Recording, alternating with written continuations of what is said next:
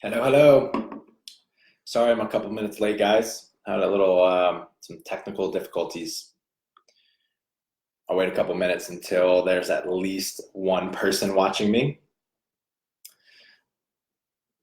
It's awkward enough speaking in these things when you don't have any feedback whatsoever. I think it's a whole nother thing if there's not even anyone watching. Got one.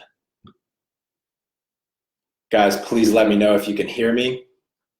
I'll take a yes, a hooray, a thank God it's Friday. Let me know if you can hear me. That will also tell me that you are, in fact, listening. Hello, Holly. Hello, Laura. Awesome. Okay, I'm going to get this thing started, and anyone that wants to watch later obviously can start from the beginning. Okay, guys, so I wanted to talk about this topic for a couple reasons. One, I'm always drawn to sort of deep topics, in part because what I'm going to talk about today. The other reason is I just wrapped up doing a bunch of client interviews, and one very surprising theme that came up is that almost every single person that I talked to had been in some form of therapy at some point. And it kind of dawned on me that a lot of people in this community have gone through a lot of challenges. They're also open to things like mindfulness and therapy, and in general are a little maybe more self-aware and deeper in general than maybe the average person. And so I just felt inspired to talk about this. The topic is how to turn our biggest challenges or your biggest challenges or obstacles in life into your biggest strengths. And the story that I will tell to kind of highlight my points today are my story of addiction and recovery. So when I was 17 years old, I left Louisiana for treatment in Utah. And I had a very long road, a very bumpy road ahead of me, but I turned my biggest weaknesses, which were drug addiction and lack of empathy and a true inability to put myself in other people's shoes and to show up for other people, into one of my biggest strengths. What a lot of the things that I value most about myself and my personality right now in this phase of my life are due to that really challenging time. So I am going to share, I wanted to share how I feel like I got to this point. And so I put it into 5 steps that I feel like I went through along my journey. And I also thought about how I've done that in other areas of life. And I think these are 5 really solid steps that will apply to you, whether this obstacle is something about your personality or your behavior, or it's something that's happened to you. Maybe you lost a loved one, or you lost a job or something like that. I think these 5 steps will apply to any of that. Also, this challenge or obstacle doesn't have to be something like truly life-changing. It can be just a really big challenge or obstacle in your life. I think these 5 steps will help you turn any challenging thing into a true strength. So before we get started, I want you to think of something that's currently bothering you, currently an obstacle or a challenge for you. Give you a few seconds to think about that. And now, as I go through these 5 steps, I want you to just imagine yourself applying these to your challenge or obstacle. And some of you may be at step 3 or 4 in this process. And so if steps 1, 2, or 3 are too basic, or you've already gone through them, then just stick with me, and hopefully the rest of them will help you take that to the next level. So step 1 is understand that this challenge is not who you are. This challenge or obstacle is not who you are. When I first entered treatment, I used words like I am a drug addict and I am not empathetic. I'm not a good person. I am selfish. And I thought that, especially the latter things, I thought the personality traits, I thought that's who I was, and I thought that those were fixed traits. I thought those were things that I could never change about myself. And the ways that I've learned to overcome this and to understand that I am something separate than the way that I've behaved or the mistakes that I've made. I am not those things. The way that I've come to understand that is through two big ways. One, and this is by far the biggest, is just sharing with other people. I think the biggest thing that keeps us thinking that we are stuck or we are these mistakes or these challenges is a lack of sharing, because all of this stuff gets bound in shame. We start to believe that we are bad rather than we have done bad things or bad things have happened to us. We start to think that we are bad. And so when we start to share with other people, whether that be a close loved one, a therapist, a trained therapist, a group therapy session, we allow people to mirror us and reflect to us that these things they don't diminish who we are. And they let us know that they still love us. They let us know that we aren't crazy and that we can change and that they have struggled with the same things as well. And by sharing with other people and them telling us that we're not crazy and they're still going to be there for us, these binds of shame, these ties of shame start to loosen themselves, and then we can start to really reflect and be introspective and start to let go of these things. We can start to make progress and we can start to take risks again. And so the first one is to share with other people that you trust, that you truly trust, and this can be a loved one, a trained professional, or both. And the second is to take some time to reflect. And the best way that I think I've ever found to do this is to journal. So I'm going to have some journal prompts at the end of this live cast for you, but I really encourage you to write about this challenge. Write about it openly and honestly, as if no one's ever going to read it, and just see where you go. Again, I'll have some prompts for you that'll sort of push you in the right direction. So step one, understand that this challenge is not who you are. Step two, believe that you can turn this into a positive. So before, and we've all heard this before, but I don't know if any of us ever know what it really means. In order to make any sort of change, we have to believe that it's possible, or else we're just going to sabotage ourselves at some point. So in the beginning, I had to believe that I could overcome this addiction, and I had to believe that I wasn't always going to be selfish and always lack empathy and always be an asshole. I had to believe that in order to have the courage to take the risks in therapy and take the risk in my relationships to mend and to grow.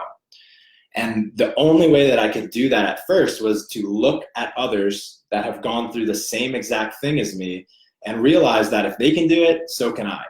And so at first, I didn't believe it for myself.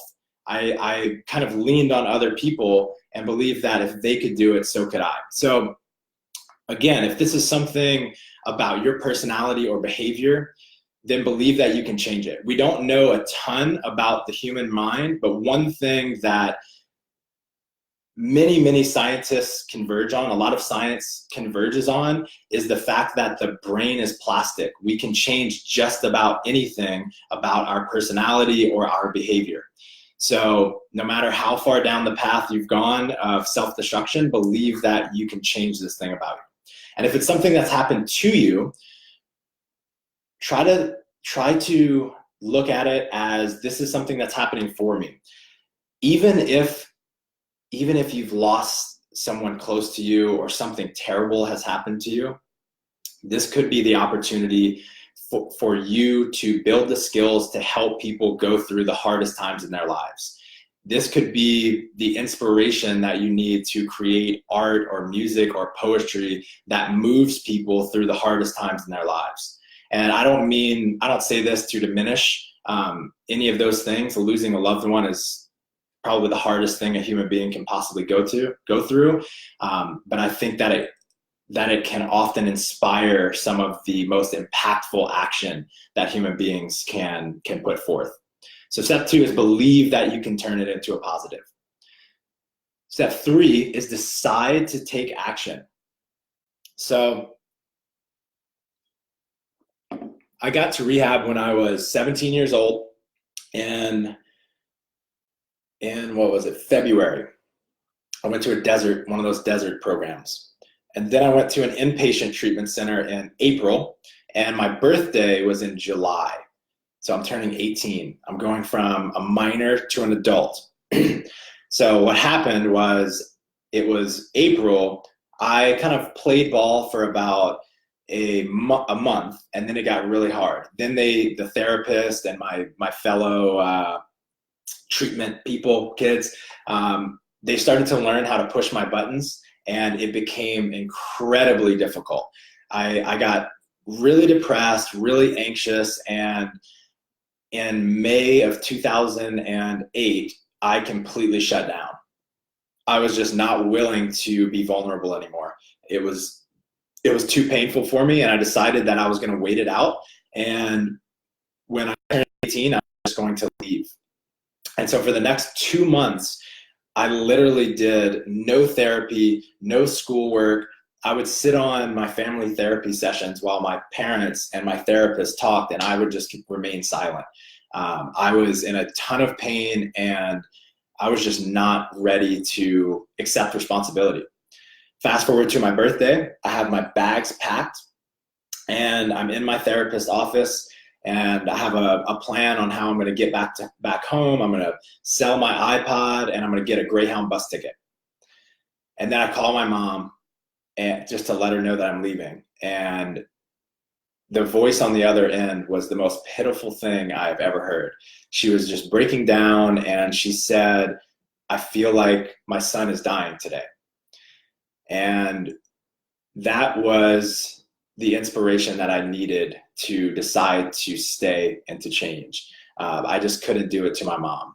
And so on that day, on July 14th, 2008, my 18th birthday, I decided to change for myself, or rather for my family first, but I decided to change. And the simple act of making a decision is often the hardest part for people. When we've gone through some huge obstacle, a lot of pain, the easy thing to do is to create a shell around ourselves and to say, I'm not going to risk anymore. I'm not going to step outside of my comfort zone. And oftentimes, like in the case of losing a loved one, someone close to us, no one will ever fault you for playing it safe and not wanting to risk again. But the only person that you're hurting is yourself.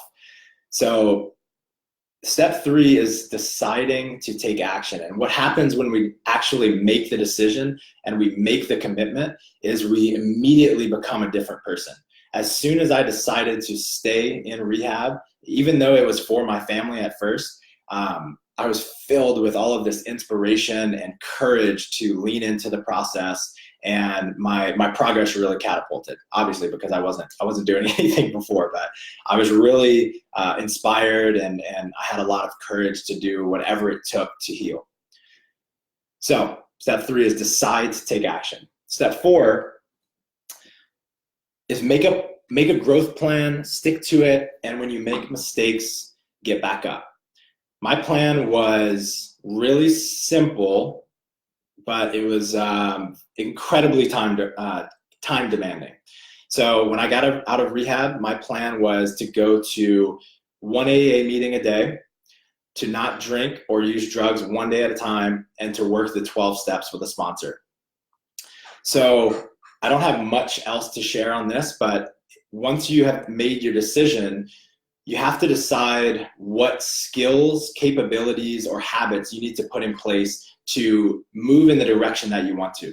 Whether you have a goal or you just have a general idea of where you want to go, you have to decide you have to figure out what skills or capabilities you need to develop to reach those goals or to move in that direction. And once you've identified those, then make a plan for yourself. And then also realize that just like accomplishing any goal, you're going to make mistakes. You're going to go through periods where you don't feel motivated, or you feel like you want to put that shell around you again. I certainly felt that early on in my recovery. I was 18 years old, and all of the friends that I grew up with were partying. They were having the more like traditional college experience, and I was spending hours a day on recovery. I didn't go to a single party my entire college career, and there were times where I felt terrible about myself, but I knew that this was the right plan for me and that I was doing what I needed to do. So step 4 is make a growth plan, stick to it, and have some self-compassion with yourself when you make mistakes. And then finally, step 5, and I think this is the most important and impactful step in this process, at least it has been for me. And as far as a lot of texts that I read, I think this is a really common experience, but it's help others with the same problem. So when I finished working steps, the AA steps, I went on to take dozens of other alcoholics and drug addicts through the steps. I started helping people. I started helping run group therapy sessions.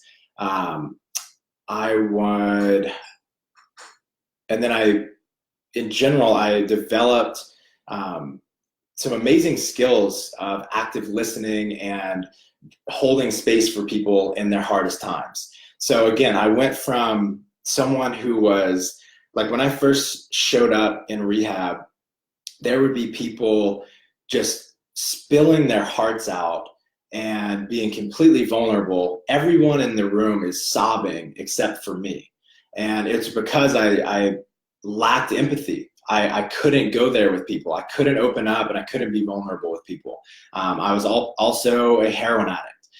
And through these 5 steps, I not only overcame my drug addiction, but I became someone who nowadays I'm the person that people call when they're going through their hardest times. I've been blessed to take a lot of our staff members through a personal development program, helping them go through a lot of their difficult times. And in large part, it's because I've practiced these principles and built these skills through step 5, which is I've helped others for years and years. And I think the way that this step works is really because of 2 reasons. One is because of the quotes. It goes something like, if you want to master it, teach it.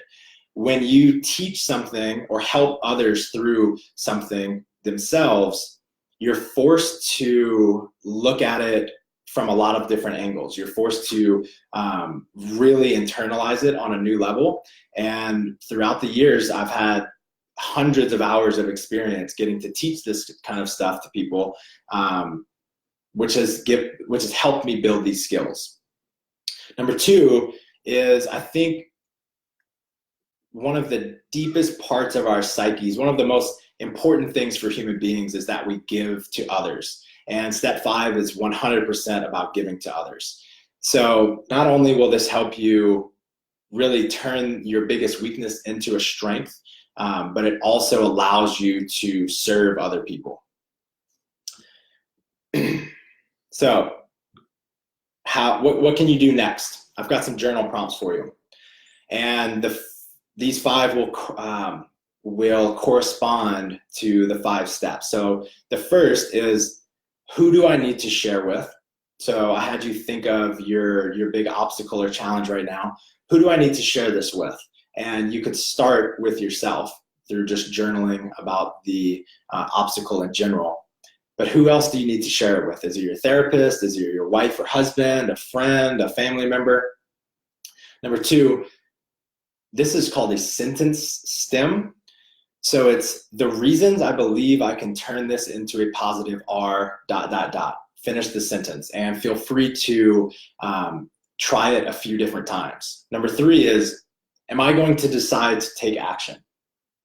Not am I ready, because you may never feel ready, but am I going to decide to take action?